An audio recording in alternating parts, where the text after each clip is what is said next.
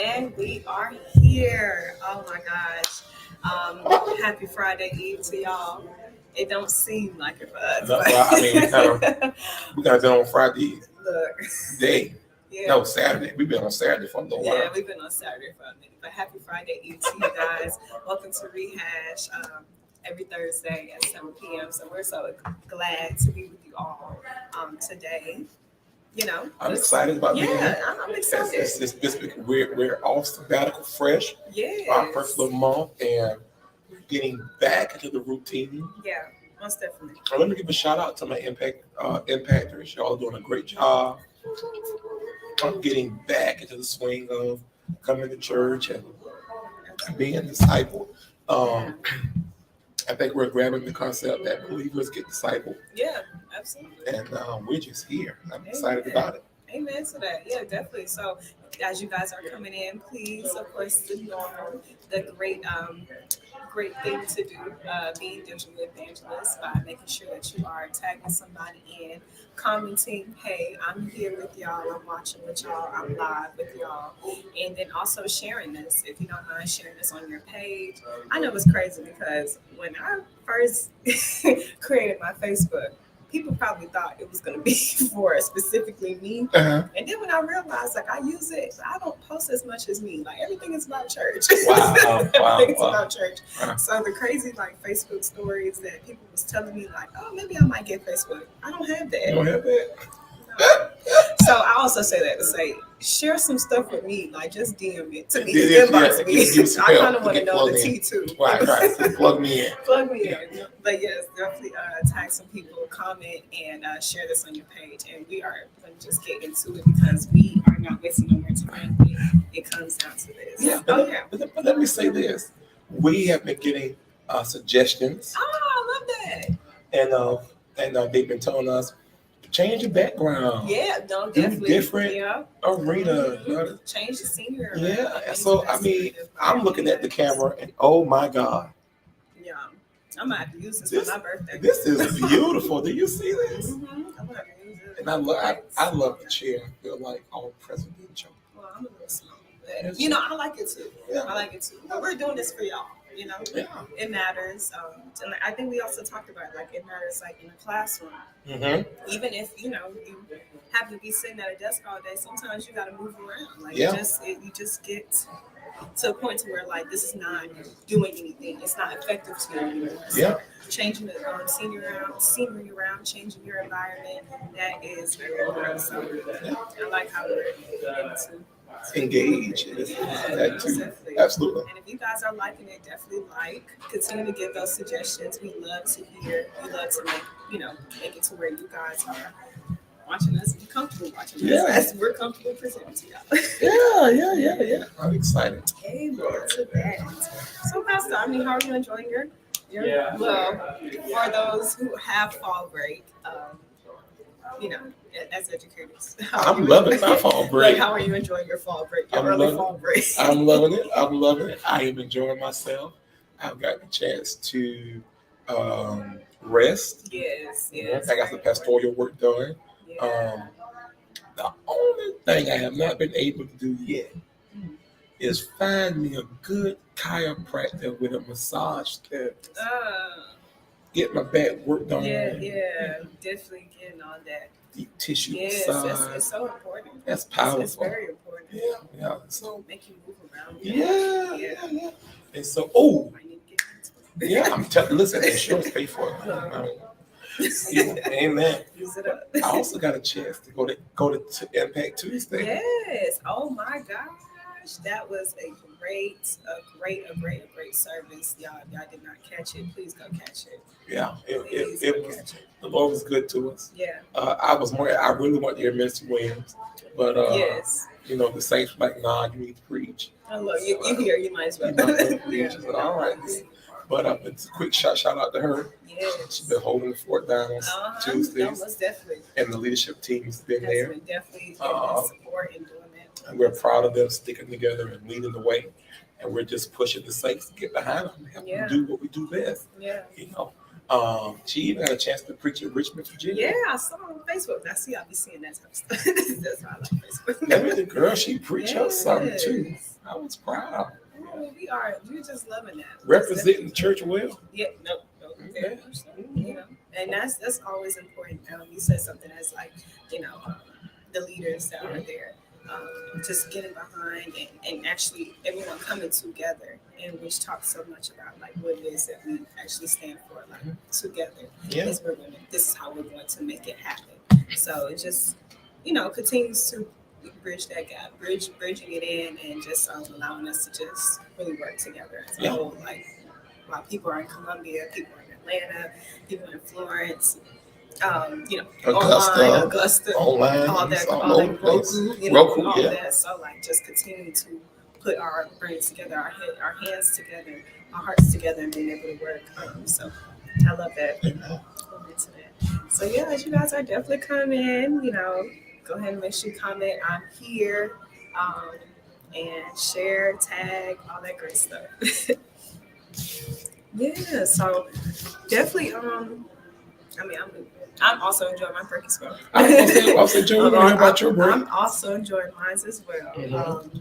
I have wrote some things down on my list. Look. I'm sure it's because you have a birthday coming up. Oh, well, I had that. It gets really, really like I be having to be on go mode. Like September and October is like those months for me. But yes, I just, of course, because my birthday is coming up, but also because of some things that I've been wanting to get done, and just more of not just letting the week go by and me feeling like I haven't did anything. So I have to write myself a list, and for the most part, I've been getting those things done. And so I'm very happy about that. I've been catching up on rest as well, but for some reason, I still find myself waking up early. Yeah, the early thing is kicking my tail. It's like, okay, well, if this is the new norm, then I guess let me utilize it the best way possible. So I've been enjoying mine as well. So yeah. Awesome. Yes, most definitely. So as you guys are coming in, go ahead and share maybe how your week is going for us, for yourself, especially as the weekend is coming up. What is it that you have been doing this week? What have you gotten done this week? Definitely want to chat with you guys. Always want to be the ones always talking. We want to hear your story as well. So yes. So you made your shout out, definitely. Okay, I did. Yes, and also happy birthdays. Yes, happy birthdays for the month of September. Yeah, so far we've had Tiara, Sister Marie. Sheena, Maria. Sister Lanaya. My brother Lonnie. Okay. Lonnie's birthday was Friday. Okay. And Messiah's birthday is Friday as well. Okay. So and I think Messiah would be the youngest baby in the church. Oh yes. Yeah. And so that's exciting. Yeah. So September is full. Definitely full of birthdays. I don't know what y'all be doing. Let me see. August, July, June, May, April, March, February, January.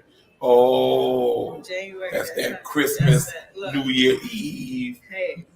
Y'all better stop all that movement. This is where I just keep quiet. This is where I keep quiet. I'll just let y'all pass to me. I'm sorry. Say nothing. Please forgive me. Oh no, okay. It makes sense. Yeah. It makes sense. Yeah, probably get started on Thanksgiving. I know what it is, all that holiday. It's Anyway. We'll save it for what? Like a singles conference or something. A marriage conference. Can't wait. Those are going to be fun. Mm-hmm. So definitely, as you've given out your shout outs, we'll just definitely go with that, because I definitely agree as relates to everybody coming together. So today is for national holidays, and we were having a conversation beforehand before getting on ReHash, and even in the book, and specifically the title that the chapter that we're in, everything always like funds its way accordingly with something. And today is National Get Ready Day. And it's more specific for specific crisis, or anything of that sort. Like just being able to be prepared, equipped with things that's needed. You just never know when this may happen, and just wanting to feel somewhat prepared. So I'm going to ask, how would you, if we was to get off live right now, how would you feel prepared for something that may happen after? What is the steps that you would do to try to get prepared? Normally I meditate on something for a long time. I do some research. And I'll play around with how I want to go about doing it. Then I just go do it. Like for instance, last night I spent about 2 or 3 hours prepping and planning for Lead to Impact. Wow. And I literally, everything's pretty much booked. Wow. Yeah. And so that's crazy. Yeah, right. It's done. And, at this point, I'm just gonna be playing around with, okay, how do I want to go about doing it? How do I want to carpet out? How do I want? Right. Yeah. And so, that's my playbook. Yeah. Yeah, I sit down, I write it out. Yeah. That's okay. These parts match. Let me lock them in, and then I worry about logistics as I go down the road. Wow. That's good. I'm still in the fact that you said Lead to Impact is fully. Yeah, it's done. Probably got a little piece of it. Yeah, but the meat of it. Yes, oh yeah, I can release a fly right now. Wow, come on now. Come on now. Okay, so yeah, I love that. I do love that. Thank you for giving us that. I think for me, if we were to end the live, and I need to go get prepared for something, I'm always going to run to a pen and paper. For the main part, jotting down those things that comes to my first mind. Like, let's say if I'm preparing for a trip, like those things that you can easily forget. The main thing, well, it's not the main things, but those specific details. I find myself looking at a lot at the details more so. So preparing for that, and then actually as I get that part out the way, then going for the whole picture, trying to look through like, okay, what am I specifically planning for, and things of that sort. So definitely utilizing pen and paper. That's my planning process. And I have to go to at least like 4 or 5 times, and I'll be ready. I'll be ready to go prepared itself. But I love that. So thank you for sharing that with us. Yeah. So I'm really excited. We just did something at work and for training. What was it called? You remember? And I said I was going to take it and use it for us. The visionaries, the dreamers, the doers. Where they had us do like a. And we had to go walk right on the wall. Yeah, like pretty much it was like some type of. You rate yourself in those things. So yeah, definitely one of those type of tests. Like, what type of person are you? And I think we happen to be the side of the creed. I know we're the people who kind of get sidetracked a little bit because we have so many ideas going on in our head. Yeah, but it's just something I don't definitely bring that to you guys. I think that'll be fun to do. Yeah, it was a really great project, a great activity to do with people that you realize that you're working around with, and it kind of helps you, like, especially in the church. I think that would definitely way important because you try to identify those like characteristics that you have as it relates to getting something done, and it allows me to realize, well, maybe she doesn't necessarily understand the way I do things. I don't necessarily understand the way she does things, or he, and this project or that activity helps you with that for sure. Yeah, I agree. So we'll definitely bring that to you guys. Maybe like one of those trainings that Pastor put together. He like to put a training together in the heart. Y'all had one in a while. Yeah, we haven't. I ain't gonna look. I've been enjoying it. But sometimes you need it. Sometimes you need it. So I know that'd be something you utilize soon. Well, fun. Yeah, so I am excited and impressive. You're ready. I'm ready. I know this book has been blessing me tremendously.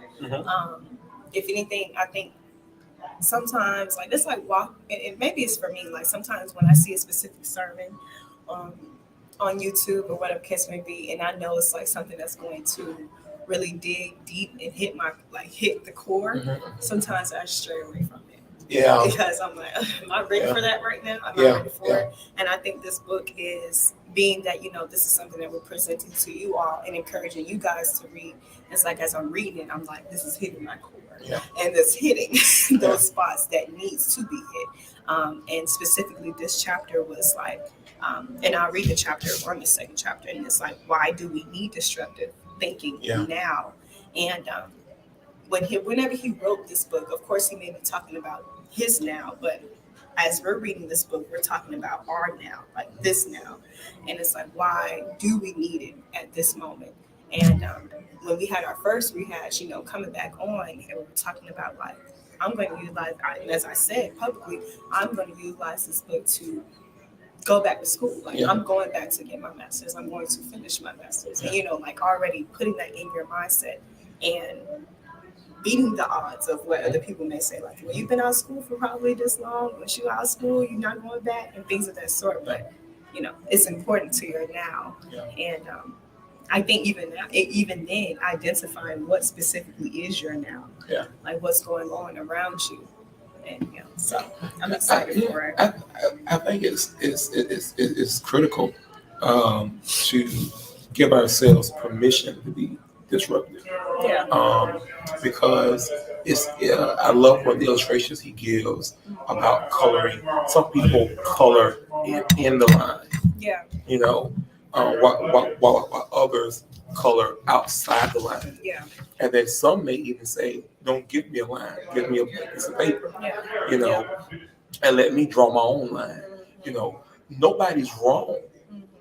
And I think that we become so accustomed, especially in the age of social media, now when I grew up, we had peer pressure. It's a great thing, but the pressure is really big now because you have to appeal to somebody's lens of what they think. Everybody has so many opinions, and so being disruptive gives yourself permission. You can be disruptive by giving yourself permission to draw outside the line. Yeah.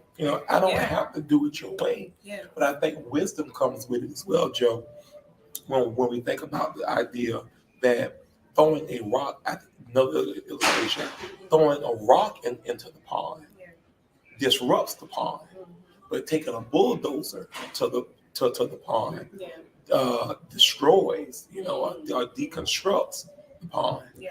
We don't want to be so unwise that we destroy in the name of creativity. Yes, but we want to be wise enough to say that my creativity, although it may make you uncomfortable, it may be offensive, but I'm willing to take this risk in order to help shift culture so that we can add life and value to what it is that we're trying to accomplish. Yeah. May I insert this right here? I wrote this earlier today.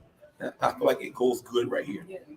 I was talking about leadership, and in our church, we talk about leadership a lot. Yes. And we also push the idea that leadership is not necessarily a position, whatever, it's influence. Yeah.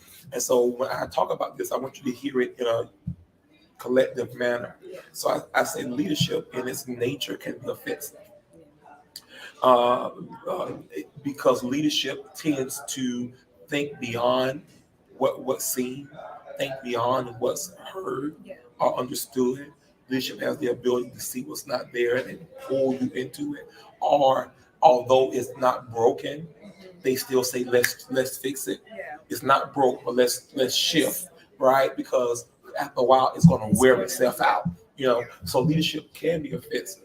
But this is why it's critical for disruptive thinkers and leaders to not be arrogant, not be prideful, because when this is attached to your heart as a disruptive, you can become disruptive.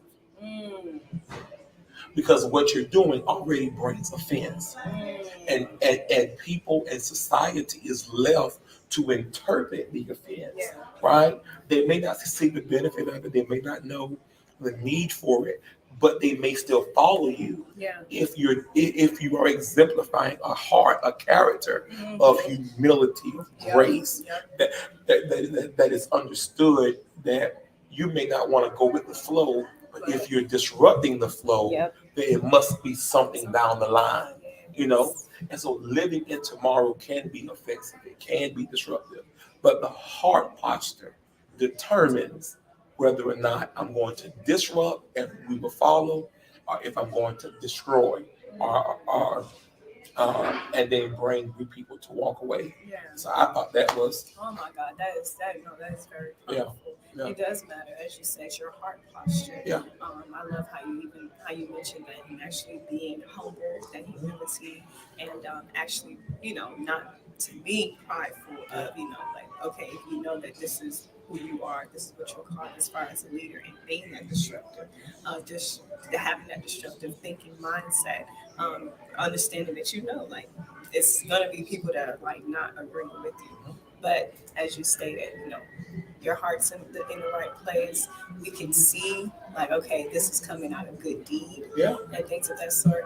We're going to be willing to follow you. Yeah. And just as with pastors, I'm sure but you are.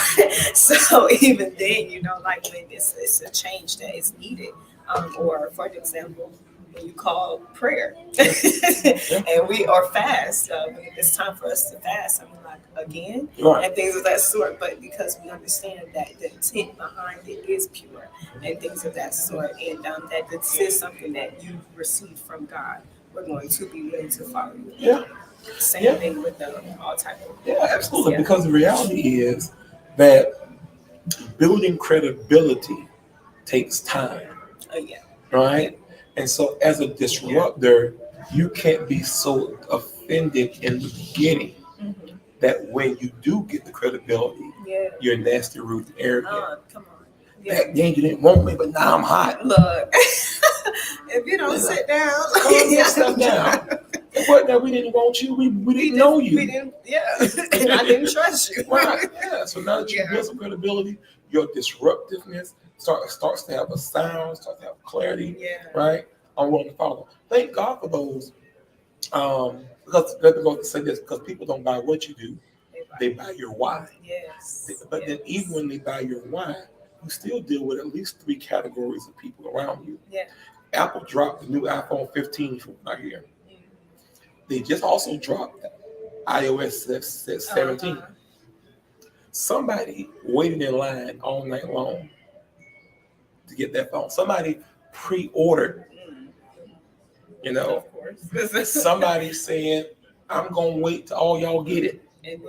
And then I'm going to go, I'm not going to download it today. I'm going to wait till you got the bugs out. Then I'm going to download it. All right?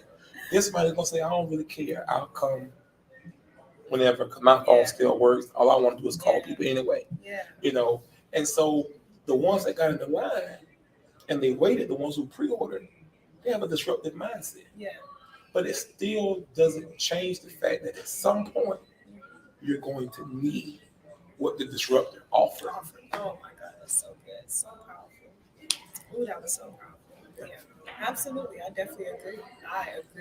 And I love the analogy. I love the paintings of the picture. I'm learning that from you. I'm a lover of that. So yes, that was really good. It's something that he states in his book, and when I read it, I automatically thought about so many things that has happened in my life, and not to just like continue to put those type of testimonies out, but but just thinking things like you have Black Americans who are doing everything that they were told is right, and it's not getting ahead, and that right there was like that right there was something. And it's not to say that it's things that people have been telling you like is wrong.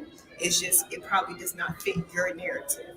And I think developing that and adopting that mindset, like, okay, everything that you may tell me may not be fit for me, but it could be somebody else that is a disruptor just like me that can tell me something that will fit for me, like fit that puzzle piece for me. So in other words, and some people may say, okay, save for a car. Save your money for a car. Other people may say, hey, if you take this loan out, you get the car, you pay on the loan, it builds your credit as well. Some people, you have your different mindsets, and what may work for you may work for you, and what may work for a disruptor may work for a disruptor. So it allowed me to see, like, if I would have continued to be saving, which I'm good at, but Gotta build that muscle. I gotta get a little bit more endurance on that. Yeah. But just thinking of that and how even doing it the other way allowed that muscle to grow as well. Yeah. You know, so that was just something that I love that he stated. Yeah, and even the tenacity it takes to stand outside the lines. Oh yeah, definitely. You know, on the other side. Yeah, it's wow. Yeah. The strength that must take. Mm-hmm. Yeah, most definitely. I do love that. Like I said, even focusing on that specific now, what's happening now in your life. He mentions then that America is literally dying. Yeah. And we probably could say the same, but we're not here to talk about all that. But, you know, we can definitely say the same. So it's like, why are we waiting to be disruptive? Yeah. Like, why are we not just stepping out and being that disruptor like that we know that we have already? I think the last time we were in this predicament as a country, I think it might have been the era of the Great Depression. Mm-hmm. The ones who seized, I remember preaching this in the top of the pandemic. Look, now that was some good. I ain't gonna lie, that was some good preaching. It's great preaching now, but I think it was just because that was. We had to shift the people's mindset. Yeah, we had to get something. We had to do something. We had to shake it. But the Great Depression is when I think that's when McDonald's came out. You know, that's when some of the biggest ideas of the world came, right? And to understand that an ideal's endurance is what 20 to 40 years, right? You look at it, we're looking at the fading away of Sears. Hardee's is starting to close down, right? So some of the leading brands in the world is starting to shift. They're dying. Yeah. Well, when I was coming along, it was Alltel, it was Sun something, whatever. But now it's just downright Verizon, AT&T, Spectrum. You know, as far as the cellular devices, you know, and so if we don't understand, the past generation was willing to go out there, they were willing to do it.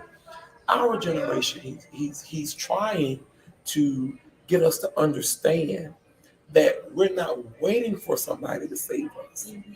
You know, we're not waiting for the right job opportunity, right? Yeah. Because we're not. Lord, this is gonna sound horrible. Some of us are so busy wanting to become influencers, you know, but they keep changing the rules. And one time you went viral, now you can't go viral anymore. You know, when will we realize that we're more than a like and share? Yep. When will we realize that we don't have to wait for social media to deem us to be influential, but that we can do other things to add value, to establish ourselves? I was talking to my aunt the other day. Wow, that's so good. And she was saying to me, you know, we've always told you about land ownership, own land, get into investing in property, right? Because it's something that's concrete, it's something that's forever. Buy a house, that's home ownership, you know. And so, you know, but now we're moving away from things like this. And it's like mainly because we don't know how to go about doing it. Yeah. But the reality is, dare to be different. Dare to break the cycle.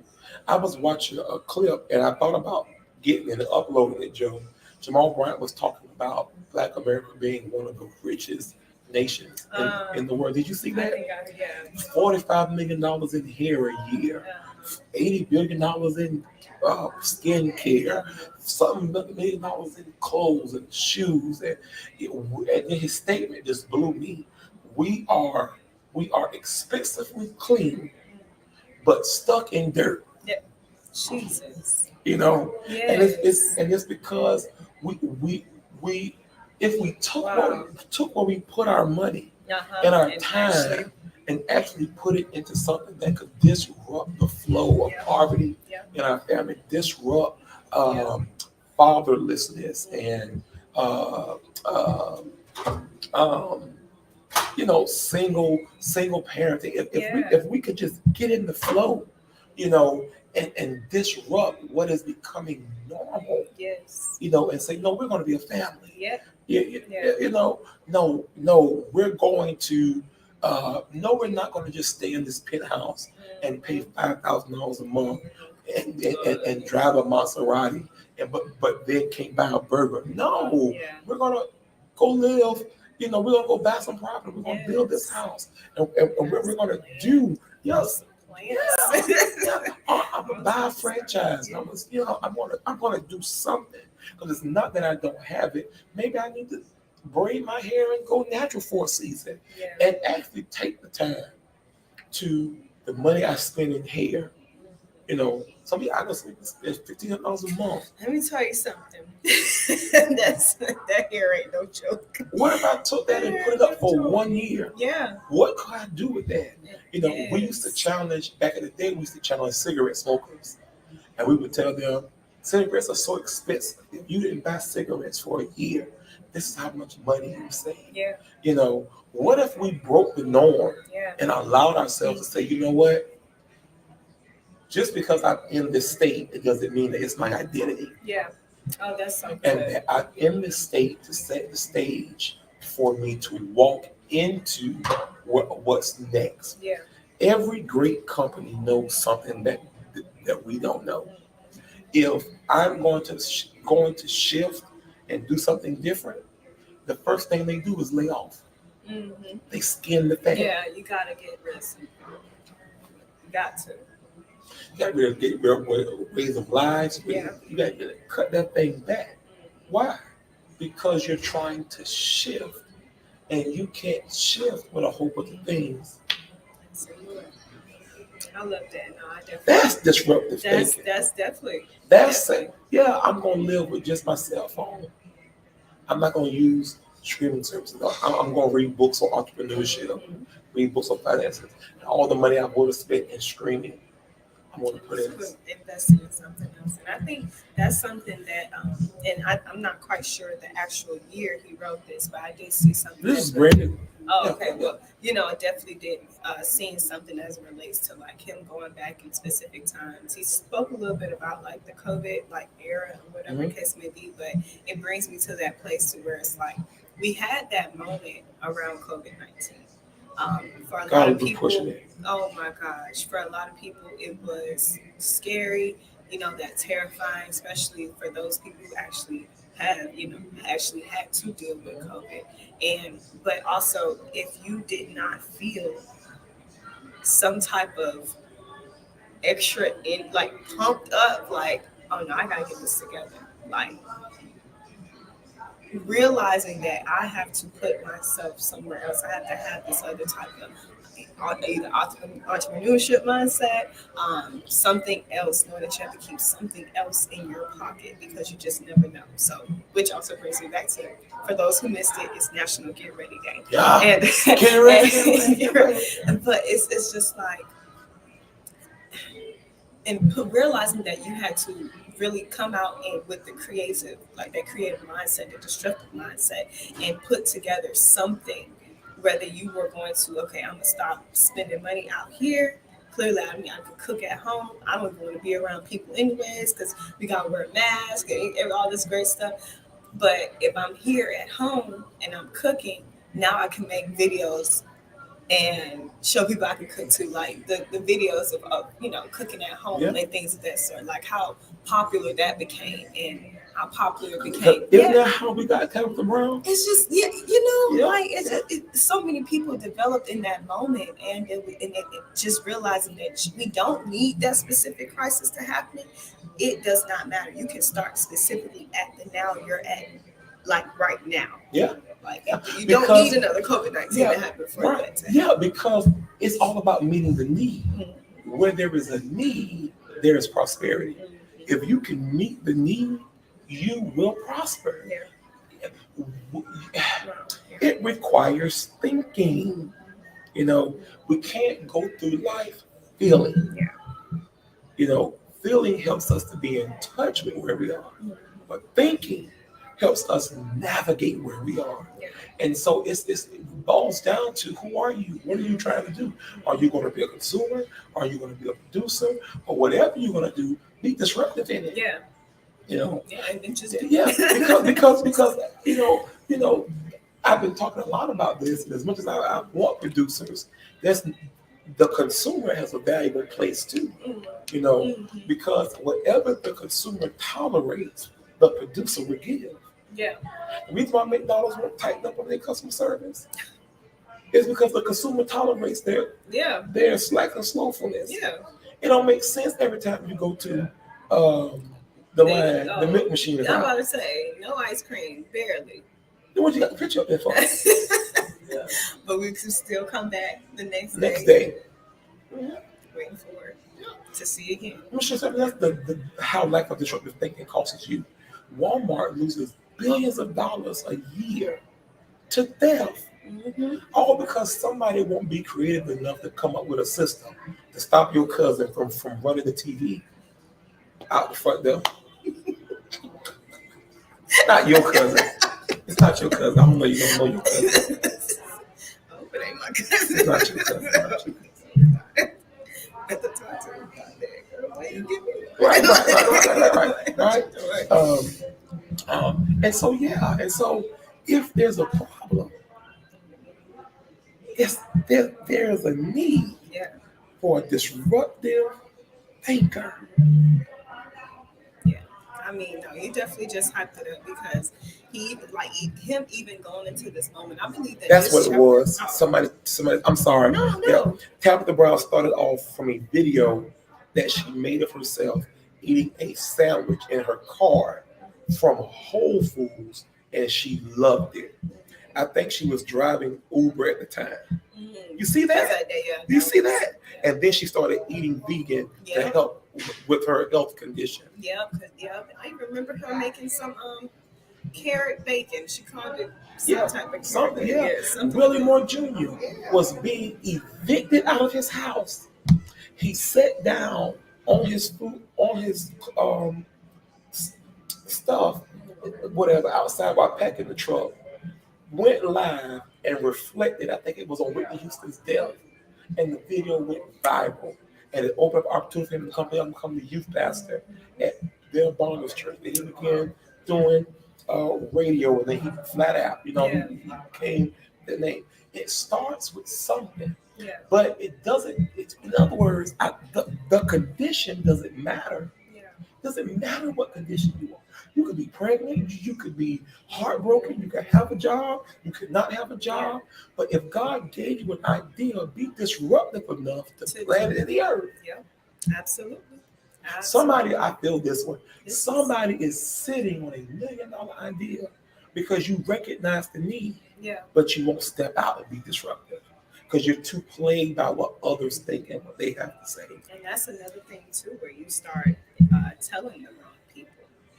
Tell the wrong people that specific idea, and not necessarily that people may water it down for you. I wouldn't say always of that or making it seem like it's not needed, but God gave you the idea, God gave you the vision, God gave you access to see what was actually needed. They didn't give it to your friend, they didn't give it to your cousin, they didn't give it to your mother. And most of the times they don't have the words or the vision that God has given you, like that access of being a disruptive thinker. So you have to be the one. I think we need to, and maybe I may preach this for a series and we'll talk about it, but I think we need to normalize the Noah experience, the Abraham experience, where when God spoke to you, nobody was there but you and God. Noah, build an ark. Abram, leave from your father's country. I'm going to do something in you that has never been done before. And I think we need to become comfortable with giving ourselves permission to doing what we cannot see someone else doing. And not even just that in Sunday sermon. I mean, Tuesday night sermon. I'm about to say, I was hoping that we did have talk about that. Sometime to touch on that, and even with Mama Hope, Pastor going up there and giving that powerful prophecy, definitely prophecy at that moment. It's just like, and then you even coming and saying that no one is coming to save you, like in the sense like this is God gave it to you. go be destructive. He gave you the plan. Clearly, when you walk into that, then the other doors will continue to open. Some of us are still probably stuck now because we have not reached out and actually did what He's told us to do the first time. And I believe that that's what she was talking about. Yeah, push that, yeah. When it relates to like the specific instructions on the GPS. So it's like you didn't even do the first thing yet, but yet you're waiting for God to tell you this, and that. Step into what He said first. He needs to be able to trust that you can trust His voice when it comes down to being destructive. I love when she pointed that part about stagnation. Yeah. She says there's turbulence in stagnation. Yeah. You're stopping in the middle of the road waiting for an instruction to do something different. Yeah. But while you're stopping, there's cars behind you. Waiting. Oh my God, that hit me so hard. I was like, yes, help me. Because we need that. We need that to understand that people are waiting for you to go and do what God had called you to do. Yeah. People are waiting for you, and you holding me up because I'm trying to see what's about that. You don't know what you're going to do by you doing what you're doing. It's going to help my life, help your family's life. You said you want to be a generational curse breaker, but yes, then again, like you still doing what your family was doing in the first place. You can't break no curses like that. And you know something? You're downloading, you're talking, something's downloading, so I may have to correct it later, but let me hit that. Because sometimes we look at curses as it's sin, and that's an element to that, yes. But let me say something. Practices and behaviors that rob you of potential is a curse. Practices, behavior patterns that rob you of your potential is a curse. I just love having a good time. You're having so much fun that your potential is being robbed because you don't know the difference on when to put on a suit and a tie and when to stand up on a table. You've developed a part of you that's fun, but don't have the side of you developed that can navigate life whims. And so now, when it's not fun, you go from one extreme to the next. And so now, no wonder why you're womanizing or mad, whatever it is, when women do it to men, whatever it's called. If you want to have that argument, you start abusing substances, or you lock up in the room and you won't talk to anybody, or you're cutting yourself, or you're doing these things. It's because we don't have, I won't say we have not developed a balance. And it's because we have allowed a behavior pattern to disrupt and rob us of potential. So what, you got disappointed? Why does disappointment take you to the extreme? Because there's a part of you that has not been developed, and that's a curse upon your life.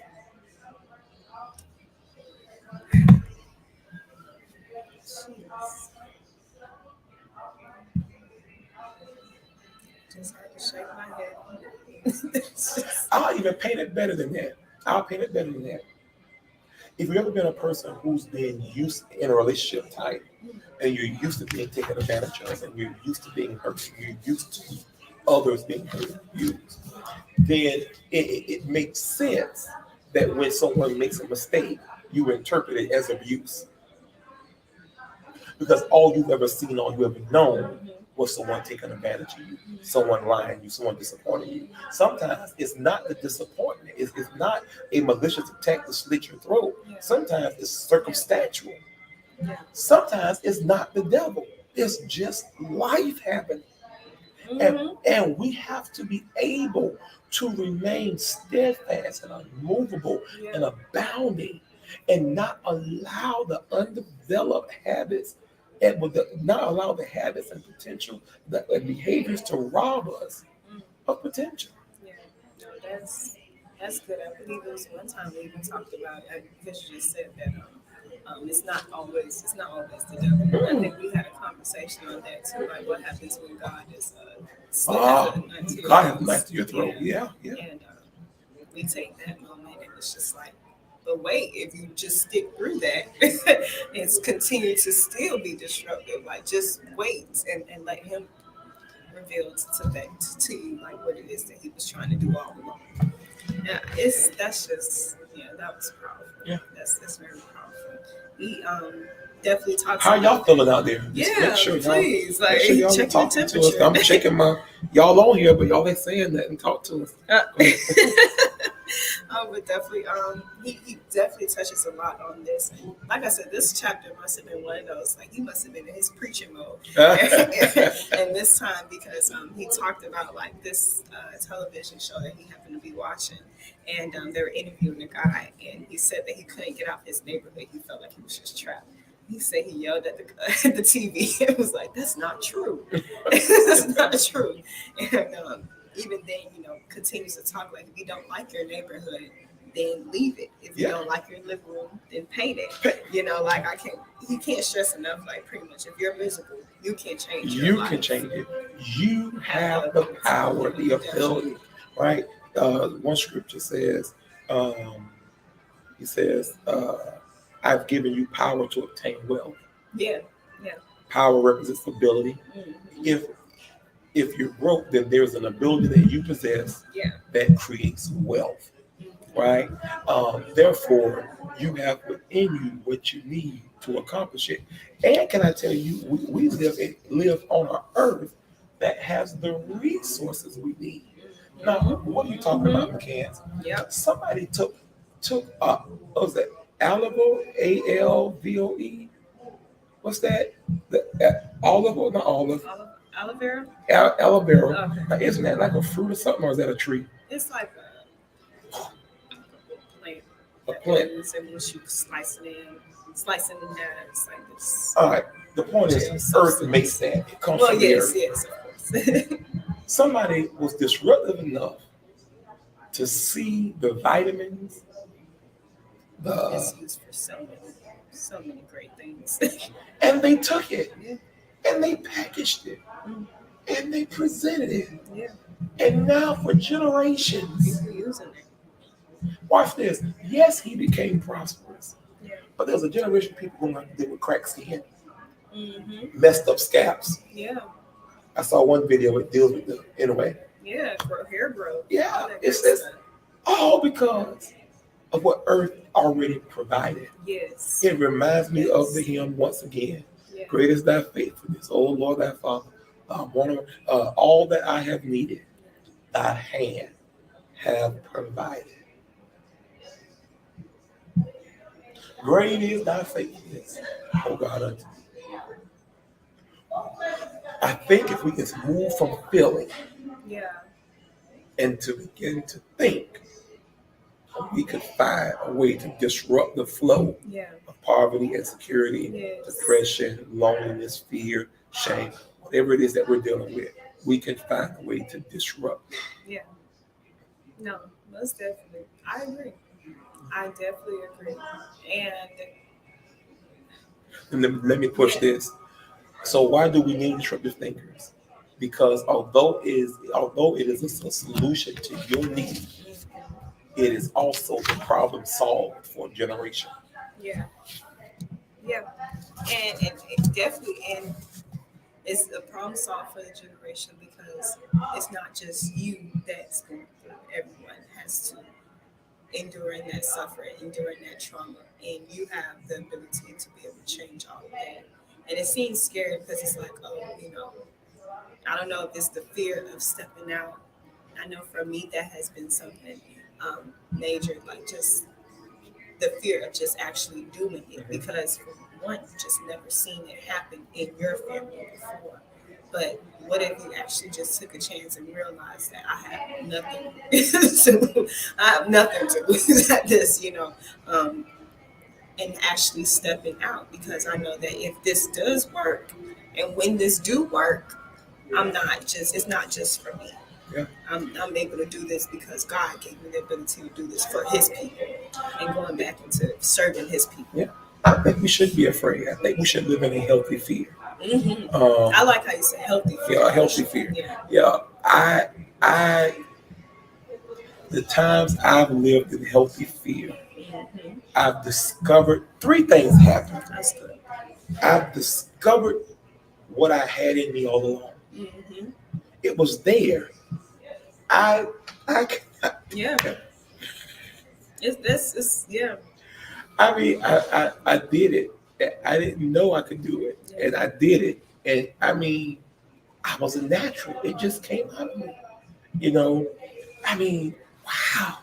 Yeah. You know, where you are short, you grow Mm-hmm. because you recognize that your inability is where God ability picks up. Yeah. And God is so gracious enough that He extends grace that allows me to, that covers my mistakes, but it still gives me room to grow in my mistakes. Mm. So then there's an evolution that happens when I live in a healthy fear. The third thing that happens is it gives me an undeniable testimony Yeah. I'm trying to tell that you. consistently feeds my faith. Yeah. It's almost equivalent to Yes. like David. When David got ready to fight Goliath, they said, God told you to fight Goliath. He's paraphrasing. You too young. And he said, no, I know I can beat this Goliath. I know I can beat this giant. How do you know? Because on his slingshot, he had a notch of every time he did something he didn't know he could do. His fear became his testimony. Yeah. When I faced the lion, boom. When I faced the wolf, boom. When I faced the deer, boom. When I faced, so every time he held his staff in his hand, in the groove of the staff was the memory of when he was afraid and how he already had what he needed to beat his fear. It gives you a testimony that continuously feeds your faith when you are weary and well doing. This this this is just it's really like I said every time I read the book as I've been reading, just feeling it hitting your core, just hitting you because as you and you even said, some of us are actually sitting on some some major ideas that can really change the trajectory of our families' lives. And as we're reading it, we realize that we probably already know who, God has already given you a word. And the fact that you have not stepped into that specifically shows why this book is so needed in this moment. And it being in the right moment, the season of us becoming, and the time frame of us becoming. And say you have so many opportunities to disrupt your life to get the things that you need. And it's, You have so many yeah, opportunities. yeah. That's speaking to somebody who Yeah. says, but I missed my turn. Oh no. You know, I'm too old. I actually watched him do an interview around that statement. Yeah. And he said he was sitting with a bunch of important people. They were older. And he said, I'm getting older now. My time for that has passed. And the person said to him, oh, well, at 60 was when my life just begun. Yeah. I made some of the best decisions of my life. Yeah. Best business moves, best Yes. disruptive Yes. moves at 60 years old. You're not getting too old. You're getting old enough to get started. Yes. Yes. Oh, All that that's so what you good. have done. You know how much that spoke to me? Yeah. And everything I'm doing now that I've done in my 20s, my 30s, right, is preparing me for the day that when I get older and I'm wise enough and I'm strong enough to to push past the ignorance of my youth, Yeah. you know. And now Yes. I can Now make this. it's crazy. Man, It's I don't have to wind down Yeah. the older I get. Yes, I wind you myself want up. and that's another thing, getting out of that what society says. Of course, enjoy your retirement time. But that don't mean you got to stop. That don't mean you have to stop building. That don't mean you have to stop wanting, continuing to do more for you, your families, like continuing to be disruptive. You retiring has nothing to do with you being disruptive. No. You can still be disruptive at any age of your life. Yeah. And I love that. Like, just don't think, because, the older you get. Oh, I'm too old to go back to school. No, if you dream of being a doctor, Pick Continue, yourself up and get it and go done. back. You're more qualified now than you was then. Oh, the course looks different. Doing something else different. I may not be able to go back now. Nah, you too smart not to be the doctor you dream to be. You know, yeah, I can't write a book. I don't, honey. There's people who write for you. You know, just pay money. Just you know, don't sit there and wait. Yeah. Oh, I want to record. Well, then get the vocal coach. Yeah. Build your vocals up. Absolutely. Get in the studio. Absolutely. This is the time to be disruptive. Yeah. It's the time for disruption. And we can even speak to like in our church. Yes. You know, our best days are not behind us. They're before us. You know? Yeah. Or if we just had so and so. No. You are so and so. You are what we need. Yeah. Let's do this thing. Absolutely. This is I'm telling you, this book is really going to shift a lot in our church, in your personal lives, relationships, whatever the case may be. This is going to be a major shift in that. And I know you're going to have revival soon. So yeah, it's going to hit us. We're working on one. Look, it's going to be happening soon. But no, this is absolutely. I mean, Pastor, at least something that I do want to ask before, maybe speaking to somebody who has watched this video, who's watching this video, who will watch the video, let's say that too. And they're saying, okay, well, Pastor, I do believe this is me. I do believe that I see myself in this category, and I know that I need to shift. What would be my first step? I think that for one category of people, the mere fact that you're giving yourself permission to dream, go write it down. Mm-hmm. That's a major breakthrough for you. Yeah. There's another category who has notebook after notebook after notebook, scribble after scribble after scribble. Mm-hmm. Okay, then do the research. Mm-hmm. Start showing up in environments and in rooms that give you access to what you need. One of the greatest things I wish I would have learned in my youth, I'm still young in my youth, was don't just dream and don't just do. Connect. Wow. Get in the room with people who do what you do, think what you think, dream what you dream. Listen, navigate. You don't have to be friends, partner. Get the information and then go back and interpret it how you see it. Yeah. Last thing is I'm talking to that person. Yeah. Make the sacrifice and put your money in it. Mm. Don't expect somebody to give you what you're not willing to give yourself. I paid for my own album. I paid for my own book. Yeah. If I expected you to buy it, I had to be willing to put my money into it.